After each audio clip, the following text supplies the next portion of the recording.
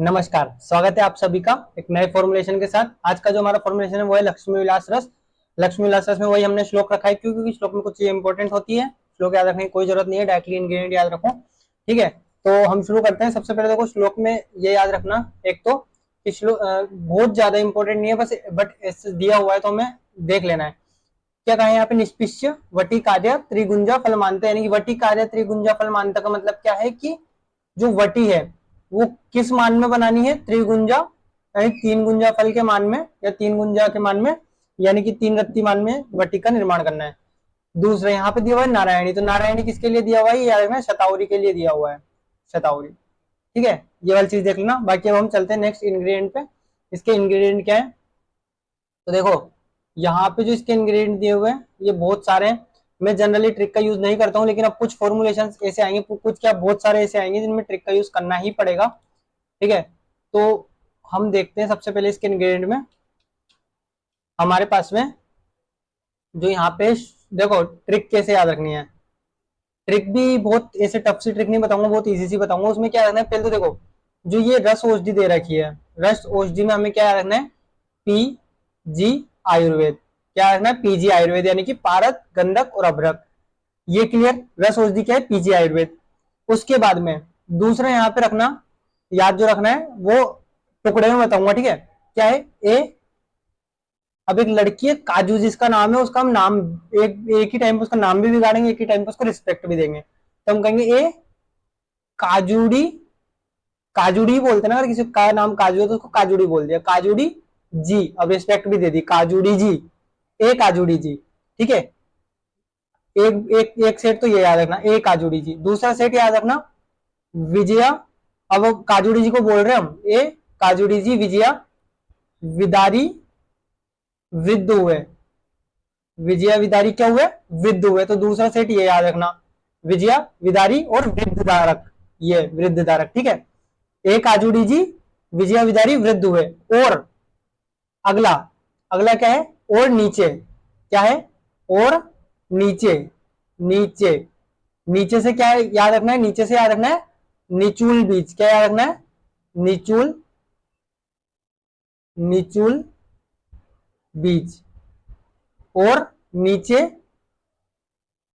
जो यहाँ पे दो शब्द दिए हुए हैं, क्या क्या दिए हुए हैं? एक दिया नागबला और एक दिया हुआ है नागवल्ली। तो नीचे नागबला, नागवल्ली, शैतान हुए, शैतान हुए। और शैतान से क्या याद रखना है यहाँ पे? शतावरी। ठीक है, ये वाली याद रखना। ठीक है, एक आजूड़ी जी विदारी और विजया और विदारी वृद्ध हुए, और नीचे नागबला नागवल्ली शैतान हुए। ठीक है, विजय और विदारी तो वृद्ध हो गए, नागबला नागवल्ली शैतान हो गए नीचे। ठीक है, तो अब यहाँ पे क्या क्या है? ए से हमारे पास में हो गया अतिबला, के से कर्पूर, जे से जातिफल, डी से धतुरा और जी से गोक्षुर। क्या है ये? गोक्षुर। ठीक है, डी से क्या है? धतुरा, जे से जातिफल, कर्पूर, अतिबला लिखा हुआ है सब।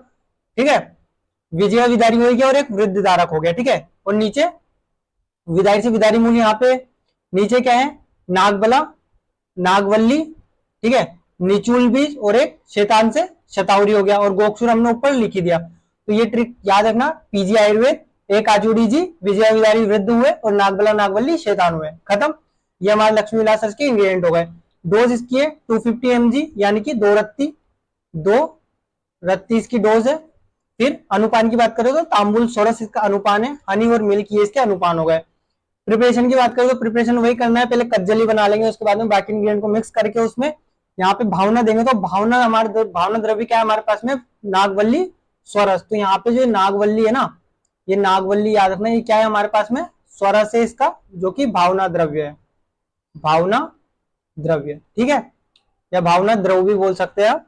ठीक, इसके बाद में अब उसकी भावना देखकर हमने प्लेट बना ली, सुखा दिया और ग्लास जार में उसको स्टोर कर लिया। अपने हिसाब से याद रखो, मैं हमेशा बोलता हूँ कि जो प्रिपरेशन है उसको बस एक इमेज बनाकर अपने हिसाब से लिखो, बुकिश लैंग्वेज में लिखने जाओ कुछ याद नहीं रहेगा। क्लियर है? प्रिजर्व कर लेंगे उसको। उसके बाद में इंडिकेशन की बात करें तो देखो, जो लक्ष्मी विलास रस आता है उसका रोगाधिकार क्या होता है? तो आप यहाँ चलो, रसायन उसका रोगाधिकार है, मैं आपको बता देता हूँ। इसका जो रेफरेंस दिया हुआ है, भेषज रत्नावली रसायन अधिकार। ठीक है, तो मेन इसका जो अधिकार है वो तो रसायन अधिकार है कि रसायन के रूप में इसको प्रयोग कर रहे हैं। लेकिन अब रसायन का हम कहाँ कहाँ प्रयोग करते हैं, जहाँ पे क्षय आ गया हो या क्षय रोग हो गया हो, जहाँ पे धातु क्षय हो गया हो, ठीक है, जहाँ पे भी डिक्रीज हो रहा हो, जैसे उर्दू रोग होगा, मतलब सॉरी गुदा रोग और भगंदर होगा तो उनमें क्षय होगा शरीर का, वहां यूज कर सकते हैं। ठीक है, यक्ष्मा में क्षय होगा, धातु क्षय ऑलरेडी हो ही रहा है। ठीक है, इसके बाद में दो स्किन डिजीज आ गई, कौन कौन सी, एक तो कुष्ठ आ गया, एक यहाँ पे शलीपद आ गया। एग्जैक्टली शलीपद हम देखें तो हम किसको कहते हैं, एलिफेंटियासिस को कहते हैं। ठीक है, उसके बाद में आमवात, अतिसार, ठीक, और ऊर्ध्वांग रोग आ गया। ऊर्ध्वांग रोग में हमारे पास में क्या आ गया, ये मुख कर्ण अक्षिनासा रोग आ गया। तो क्या क्या रखना है, यक्ष्मा धातु क्षय याद रख लो, ऊर्ध्वांग रोग याद रख लो, इसमें मुख कर्ण अक्षिनासा सब आ जाएंगे। ठीक है, गुद रोग और भगंदर ये याद रख लो, इतना सा याद रख लो, काम हो जाएगा। बाकी मेन तो काई में रसायन, रसायन का काम होता है क्षय रोग में, खत्म। ये वाली चीज हमारे पास में क्लियर होती है। ठीक, इसके बाद में रिसर्च अपडेट हमारे पास में आते हैं। रिसर्च अपडेट में हम देखें, इसका जो रिसर्च अपडेट है उसमें क्या दे रखा है, फार्माकोथेरेपेटिक प्रोफाइल ऑफ एन आयुर्वेदिक हर्बोमिनरल, इस नाम से तो इसका रिसर्च पेपर है, आर्टिकल। क्या कहता है ये कि जो इसका रिसर्च वर्क क्या कहता है, ये कहता है this work sheds light on its therapeutic value, broad spectrum activity and utility in कफ वातज डिसऑर्डर। यानी कि मेनली कहाँ यूज किया जा रहा है, कफ वातज डिसऑर्डर में इसको यूज किया जाता है। ये पेपर ऐसा बताता है, या आर्टिकल जो भी है।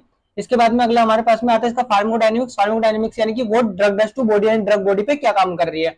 तो पहले तो हमने कहीं से स्ट्रेंथनिंग देती है, यानी कि रिजुविनेटिंग इफेक्ट इसका यहाँ पे है, रसायन के रूप में प्रयोग कर रहे हैं। क्यों, क्योंकि इसमें कौन कौन से इंग्रेडिएंट है, इसमें अब्रक भस्म है और पारद है, तो ये रिजुविनेटिंग इफेक्ट यहाँ पे देने। इसके बाद में एंटी इन्फ्लामेटरी इफेक्ट है, क्यों, क्योंकि इसमें क्या है, यहाँ पे गंधक है, कर्पूर है, तो ये एंटी इन्फ्लामेटरी इफेक्ट देते हैं।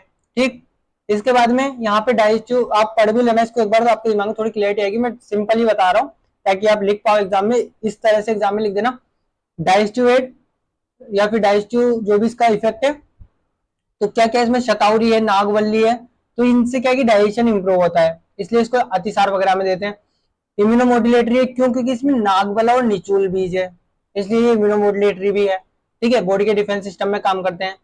ये वाला हमारा फार्माकोडायनेमिक्स हो गया। फार्माकोकाइनेटिक्स की बात करें तो वही वापस से एब्जॉर्प्शन, मेटाबॉलिज्म, डिस्ट्रीब्यूशन और एलिमिनेशन। तो यहाँ पे एब्जॉर्प्शन में कौन फैसिलिटेट करेगा, शतावरी और नागवल्ली, ये गैस्ट्रोइंटेस्टाइनल ट्रैक्ट में इसके जो एब्जॉर्प्शन है उसको फैसिलिटेट करते हैं।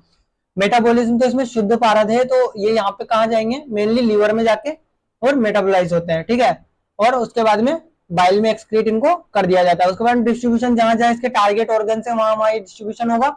और एलिमिनेशन की बात करें तो यूरिन और फीसिस के थ्रू इनको एलिमिनेट कर दिया जाएगा, जो भी अनयूटिलाइज्ड बचेगा। ठीक है, जो अनमेटाबोलाइज्ड बचेगा उसको यूरिन और फीसिस के थ्रू पास आउट कर दिया जाएगा।